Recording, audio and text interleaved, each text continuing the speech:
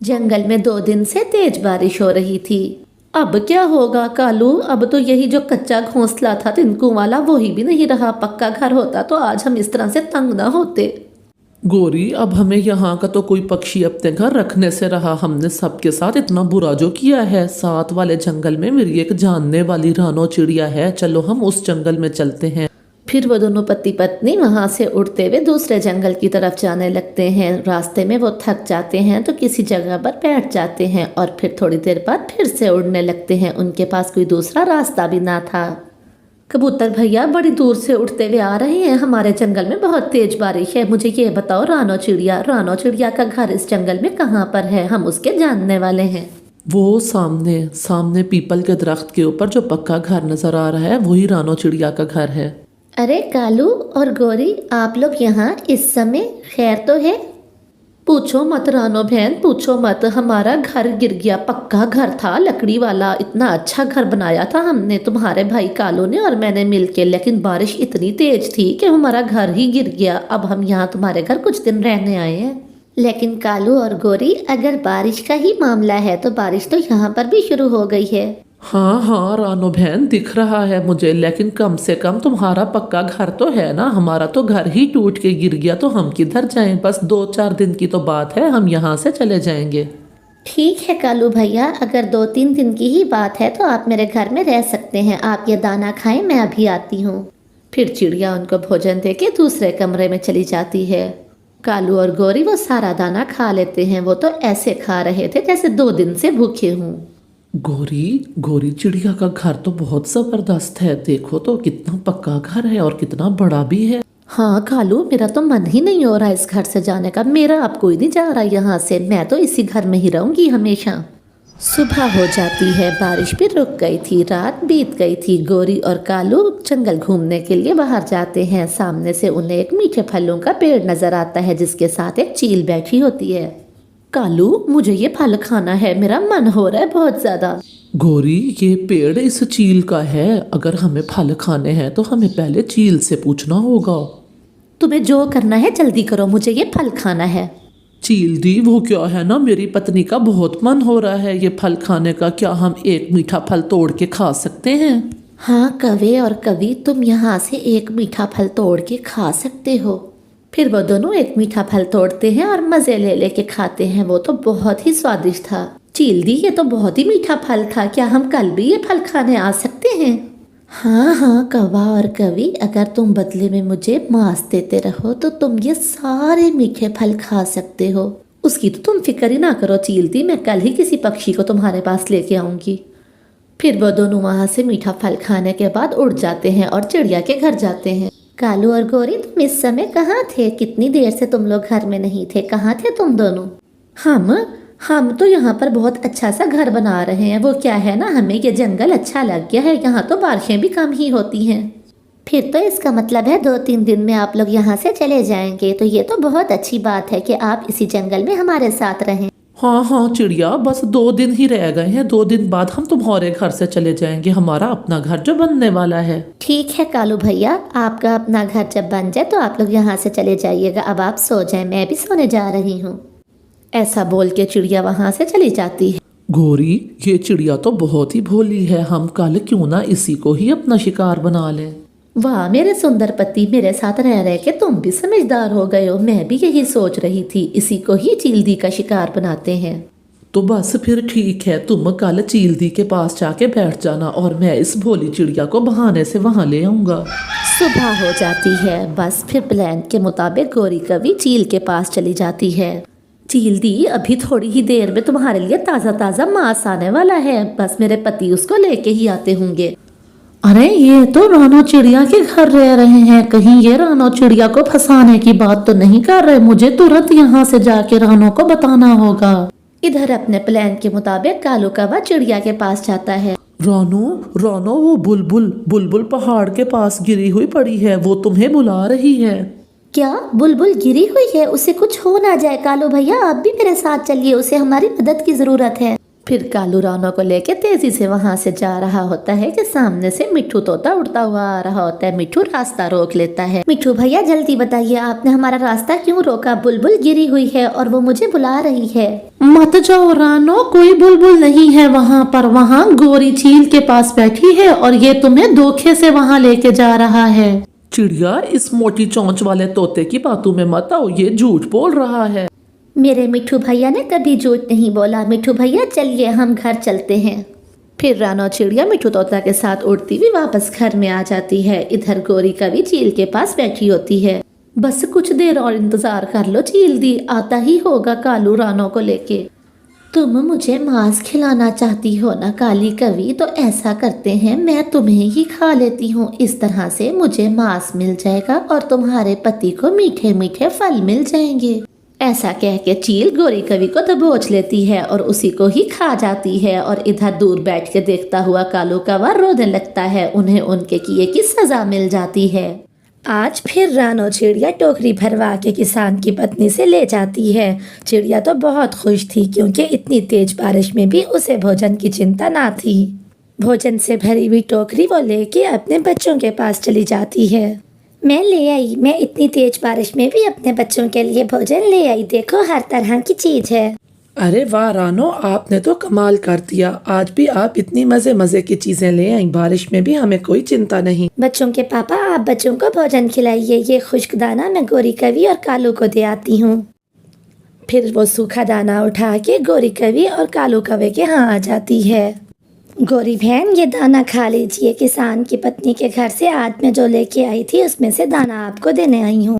मुझे पता था कि इतनी तेज बारिश में भी हमारी रानो बहन हमें अकेला नहीं छोड़ेगी। रानो, मैं तो तुम्हारे भाई कालू से कह रही थी, क्या रानो ने हमारा ठेका उठा लिया है कि रोज ही हमें वो दाना दे। लेकिन देखो तो तुम आज भी लेके आई हमारे लिए दाना। हाँ गोरी बहन, मुझे बहुत सारा भोजन देती है किसान की पत्नी, इसलिए मैं अपने हमसाओं में भी बांट देती हूँ। अच्छा, अब मैं चलती हूँ। ऐसा कहते हुए रानो चिड़िया वहाँ से चली जाती है और गोरी और कालू वो दाना खा लेते हैं। रानो तेज बारिश में वापस घर जा रही होती है कि रास्ते में वो दो लोगों को कबूतर के घर के बाहर बैठा दरवाजा खटकाते हुए देखती है। रानो चिड़िया वहीं एक पेड़ की डाल पे बैठ के सब देखने लगती है। कबूतर अपने घर से दरवाजा खोलने के लिए बाहर आता है। कबूतर भाई, क्या आज रात हम दोनों आपके घर में गुजार लें? हमारा घर टूट गया है बारिश में। मिठू, मेरा तो खुद का घर बहुत कमजोर है और मैं तो डरा हुआ हूँ कि इतनी तेज बारिश है, कहीं गिर ही ना जाए मेरा घर। मैं नहीं रख सकता तुम्हें। मुझे जाना होगा, मुझे इन पक्षियों की मदद करनी होगी, बारिश बहुत तेज है। ऐसा कहते हुए रानो चिड़िया उड़ के उनके पास आ जाती है। मिट्ठू भैया, बारिश बहुत तेज है, आपका घर टूट गया है। मुझे सुन के अफसोस हुआ, पास ही मेरा घर है, आप लोग आइए मेरे साथ। रानो बहन, आप बहुत अच्छी हो, मैंने आपके बारे में बहुत कुछ सुना है। मैं आपका ये एहसान कभी नहीं भूलूंगी। फिर रानो चिड़िया उनको लेके अपने घर की तरफ उड़ती है। बहुत जल्द वो अपने घर में पहुंच जाती है। बारिश रुकने तक आराम से आप यहीं पे रहिएगा। अब आप बैठिए, मैं आपके लिए दाना लेके आती हूँ। फिर रानो चिड़िया उनको दाना देती है। रानो बहन, आप भी खाइए। फिर वो तीनों मिलके सूखा दाना खा लेते हैं। कालू, मुझे ये बताओ, कब तक ये मजे करती रहेगी? किसान की पत्नी से सारा भोजन यही ले आती है, हम भी तो इसी जंगल के पक्षी हैं। गौरी, इतनी लालच भी मत करो, वो हमें भी तो ला के देती है भोजन। इतनी तेज बारिश में भी हमें बाहर नहीं जाना पड़ता। तुम आलसी को तो बस यही है ना कि हमें बाहर नहीं जाना पड़ता। मैं जाऊंगी और अब कोई ऐसा चक्कर चलाऊंगी कि किसान की पत्नी कल से सारा भोजन हमें ही देगी। चलो तुम मेरे साथ। गौरी और कालू तेज बारिश में उड़ते हैं। वो जल्द ही इंसानों की बस्ती में पहुंच जाते हैं और किसान की पत्नी के घर की छत पर बैठ जाते हैं। किसान की पत्नी मुंह हाथ धो रही होती है और उसका कंगन साथ ही दरवाजे के पास पड़ा होता है। कालू और गौरी छत पर बैठ के ये सब देख रहे होते हैं। उनमें से कालू चुपके से उड़ता है और कंगन के पास आके बैठ जाता है और फिर वो उस कंगन को चुरा लेता है और वो दोनों वहाँ से भाग जाते हैं। कंगन चुरा के वो दोनों अपने जंगल अपने घर पे आ जाते हैं। अब चलेगा पता। अब मैं देखती हूँ कैसे देती है किसान की पत्नी टोकरी भर भर के उस छोटी चिड़िया को। हाँ, अब चिड़िया बनेगी बुरी किसान की पत्नी की नजर में और हम दो बनेंगे अच्छे। कल से सारा भोजन हमारा हुआ। मेरा कंगन कहाँ गया? ये कैसे हो सकता है? अभी कुछ देर पहले तो मैंने यहीं पर ही रखा था। कौन चुरा के ले गया मेरा कंगन? किसान की पत्नी यूं परेशान होकर अपना कंगन ढूंढने लग जाती है। शाम के बाद कौवा और कवि किसान की पत्नी के पास आते हैं। माँ जी, ये सोने का कंगन आपका है क्या? ये कंगन तो मेरा है, लेकिन ये तुम्हारे पास कहाँ से आया? मैं कब से इसे ढूंढ रही हूँ। वो है ना चोरनी चिड़िया, उठा के ले गई थी तुम्हारे घर से। ये मैंने देखा तो छीन के ले आई उससे। माँ जी, हम बहुत अच्छे कवि हैं, हमसे बुरे काम नहीं देखे जाते। वो चिड़िया ऐसा भी कर सकती है, मैं सोच भी नहीं सकती थी। मैंने बारिश में उसकी मदद की, उसे दाना दिया, फल दिया, लेकिन उसने मेरे साथ ही ऐसा किया। उसने मुझे धोखा दिया। कल अगर वो यहाँ आए तो उसे भगा देना, लेकिन माँ जी उसके आगे मेरा नाम ना लेना। जैसी भी है तो पड़ोसन ही पड़ोसन है वो मेरी। मैं उसे कोई बात नहीं करूँगी। दूसरे दिन जब चिड़िया किसान के घर आती है तो किसान की पत्नी उसे सीधे मुंह बात तक नहीं करती। माँ जी, क्या बात है? क्या आज आप मुझे भोजन नहीं देंगी? तुम्हारे जैसी चोरनी से संबंध बना के मैंने बहुत बड़ी गलती की। चिड़िया, चली जाओ यहाँ से, मैं तुमसे बात नहीं करना चाहती। माँ जी, जरूर आपको कोई गलत फहमी हुई है। मैं जिस थाली में खाऊंगी उसी थाली में छेद क्यों करूँगी भला? ऐसे चिड़िया रोते हुए वहाँ से चली जाती है। थोड़ी देर बाद कौवा और कवि अपनी टोकरी लेके वहाँ आते हैं और किसान की पत्नी से मीठी मीठी बातें करने के बाद उससे भोजन लेके वहाँ से चले जाते हैं। कालू, हमने कितनी चालाकी से किसान की पत्नी का कंगन चुरा के चिड़िया को चोर बना दिया। हाँ, और अब किसान की पत्नी हर रोज हमें ही भोजन दिया करेगी। मिठू तोता पीछे के पेड़ पे बैठा अमरूद खा रहा था। वो सारी बात सुन लेता है। ये कौवे बहुत बुरे हैं, हमेशा दूसरों से जलते रहते हैं, लेकिन मुझे किसान की पत्नी को सारी बात बतानी होगी। फिर कौवा कबूतर और बुलबुल को लेके किसान की पत्नी के पास जाता है। फिर मिठू तोता उसे सारी बात बताता है कि कैसे कौवे ने उसका कंगन चुराया और चिड़िया को उसके आगे चोर बना दिया।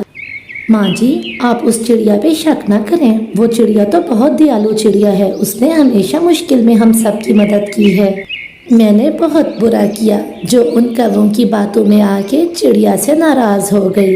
फिर किसान की पत्नी चिड़िया से अपने किए की माफ़ी मांगती है और फिर जब कौवे भोजन लेने के लिए आते हैं तो किसान की पत्नी डंडा लेके उनकी अच्छी पिटाई करती है और उन्हें भगा देती है। अरियो बुलबुल की बच्ची, जरा अपने शरारती बेटे को लेके घर से बाहर तो आ। क्या हो गया है गोरी? क्या कान के पर्दे फाड़ोगी? मेरे घर के पास बैठ के इतना शोर क्यों डाल रही हो? तेरे इस शैतान बेटे ने आज मेरे बेटे को जग्गू को बहुत मारा है। बर्फ के गोले बना बना के उसके सिर में मारे हैं। अरे ओ शैतान, अगर आइंदा के बाद मेरे बेटे को तूने मारा तो यहीं बर्फ में ही गाड़ दूंगी तुझे। हे देखो तो ये मेरे बेटे को बर्फ में गाड़ेगी। आओ दोस्तों देखो, खुद तो झूठी है ही, बेटे को भी झूठा बना रही है। तू मेरे बेटे को बर्फ में गाड़ेगी तो मैं यहाँ बैठ के क्या तमाशा देखती रहूंगी? तेरे बेटे ने झगड़ा शुरू किया था, जैसी तू है वैसा ही तेरा बेटा है। गोरी और बुलबुल का झगड़ा देख के बाकी के पक्षी भी वहाँ इकट्ठे हो जाते हैं। क्यों रे जग्गू, क्या ये सच कह रही है बुलबुल? क्या झगड़ा तूने शुरू किया था? नहीं नहीं माँ, ये झूठ बोल रहे हैं। मैं तो आराम से बैठा हुआ था, इसी पुन्नू ने ही आके मेरे साथ झगड़ा शुरू किया था। सुन लिया बुलबुल की बच्ची और पुन्नू, तूने सुन लिया? मेरे बेटे ने कोई झगड़ा शुरू नहीं किया था, तूने ही झगड़ा शुरू किया है। नहीं आंटी, जग्गू झूठ बोल रहा है। मैं तो आराम से बैठ के खेल रहा था और इसने आके मेरे सिर में बड़े बड़े बर्फ के गोले डालना शुरू कर दिए। आप मेरे सिर पे देख लें, इतना मोटे मोटे से गोले बन चुके हैं। इसने ही मुझे मारना शुरू किया और फिर जवाब में मैंने भी इसको मारा। अरे अरे शांत हो जाओ गोरी और बुलबुल, तुम दोनों शांत हो जाओ। ये झगड़ा मैं अपनी आंखों से खिड़की में बैठ के देख रही थी। इससे पहले कि मैं घर से बाहर आती ये दोनों अपने अपने घर चले गए। पुन्नू ठीक कह रहा है, जग्गू ने ही झगड़ा शुरू किया था। उसने बड़े बड़े गोले बना के पुन्नू के सिर में मारे। जग्गू के बच्चे, अब तुझे मुझसे कोई नहीं बचा सकता। चल घर में तुझे बताती हूँ चल के। चलो रे बाकी के पक्षियों, यहाँ कोई तमाशा लगा है, तुम लोग भी अपने अपने घरों को जाओ। इधर रात हो जाती है, सारे पक्षी अपने अपने घरों में चले जाते हैं। माँ, ये सर्दियाँ कितनी अच्छी होती हैं। अपनी अपनी रजाई पहन के सोए रहो अपने नरम नरम बिस्तरों में और गरम गरम बिस्तरों में, और साथ में चाय पकौड़ों का मजा ही अलग है। हाँ बेटा, तभी तो हम लोग अपना सुंदरवन जंगल छोड़ के पहाड़ों में रहने आ जाते हैं। सर्दियों में सर्दियों का मजा अलग ही होता है। सुबह हो जाती है, सभी पक्षी अपने अपने घरों के आगे इकट्ठे होते हैं। दोस्तों, इस मौसम में यहाँ भोजन ढूंढना बहुत मुश्किल है। हम सबको इकट्ठे ही भोजन की खोज करनी होगी। मुझे सबसे ज्यादा बोर और बुरा काम यही भोजन की खोज करना ही लगता है। रानो, तुम बिल्कुल ठीक कह रही हो, हमें वक्त ना गंवाते हुए जाके भोजन की खोज करनी चाहिए। अरे अरे मीनो, ये तो तैयार हो गए तुझे ले जाने को। ऐसा करती हूँ, कोई ना कोई बहाना करती हूँ। अरे अरे, मेरे पैर बहुत दुख रहे हैं, कब से मेरे पैरों में दर्द है। ये तो एक बहाना है मीनो मौसी, क्योंकि अभी थोड़ी देर पहले तो तुम कह रही थी कि मेरा बर्फ में खेलने का बहुत दिल कर रहा है। अरे गोरी की बच्ची, एक लगाऊंगी तेरे मुंह वाले। दर्द है तो कह रही हूँ, झूठ थोड़ी ना बोल रही हूँ। नहीं नहीं मीनो मौसी, तुम तो बुरा ही मान गई। मैं तो ऐसे ही कह रही थी, तुम फिक्र ना करो, आराम करो, हम सब मिलकर तुम्हारा भोजन भी लेके आएंगे।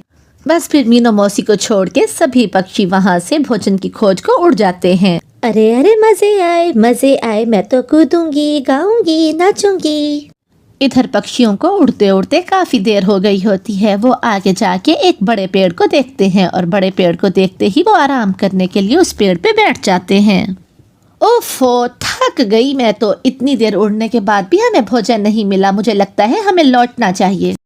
लेकिन अगर घर लौट गए तो खाएंगे क्या? अभी तो हमें कोई किस्म का अनाज मिला ही नहीं। गौरी ठीक कहती है दोस्तों, शाम हो गई है, लौटते लौटते रात हो जाएगी।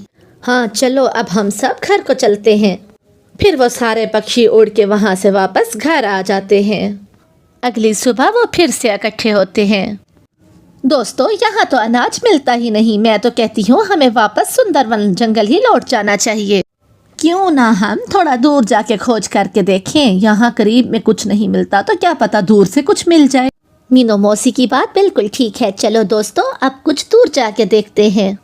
फिर वो सभी पक्षी फिर से वहाँ से उड़ते हैं। इस बार वो बहुत दूर जाते हैं। उड़ते उड़ते वो जंगल से काफी आगे चले जाते हैं, लेकिन आगे जाके भी उन्हें कहीं से अनाज नहीं मिलता। आखिरकार थक हार के वो फिर से एक पेड़ पे बैठ जाते हैं।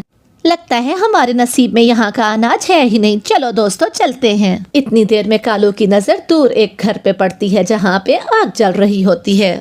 अरे दोस्तों, वो देखो, वहाँ कुछ है, वहाँ कोई घर है, चलो हम उधर चलते हैं। समय ना गंवाते हुए वो सभी दोस्त वहाँ चले जाते हैं। वहाँ एक बहुत सुंदर सा इग्लू का घर होता है और उसके बाहर एक बूढ़ी माँ जी बैठी होती है। वो सभी वहाँ जाके बैठ जाते हैं। अरे बच्चों, तुम लोग इस समय यहाँ क्या करने आए हो? कोई समस्या है? फिर कालू और गौरी बूढ़ी माँ जी को सारी बात बताते हैं। अच्छा, मैं समझ गई। तुम लोग बाहर क्यों बैठे हो? आओ अंदर आ जाओ तुम सब। फिर वो सब अंदर आ जाते हैं। अरे वाह वाह वाह माँ जी, ये तो बहुत बड़ा घर है। क्या इतने बड़े घर में आप अकेली रहती हैं? हाँ बेटा, मैं इस घर में अकेली रहती हूँ। ऊपर वाले ने किसी तरह की कमी तो नहीं दी, लेकिन मेरे घर वाले, मेरा पूरे का पूरा परिवार एक बाढ़ में बह गया था।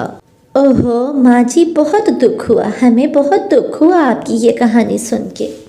बस बेटा, क्या किया जा सकता है। चलो मेरी छोड़ो, तुम सब ऐसा करो, दूसरे कमरे में आराम करो। मैं तुम्हारे लिए थाली लगाती हूँ।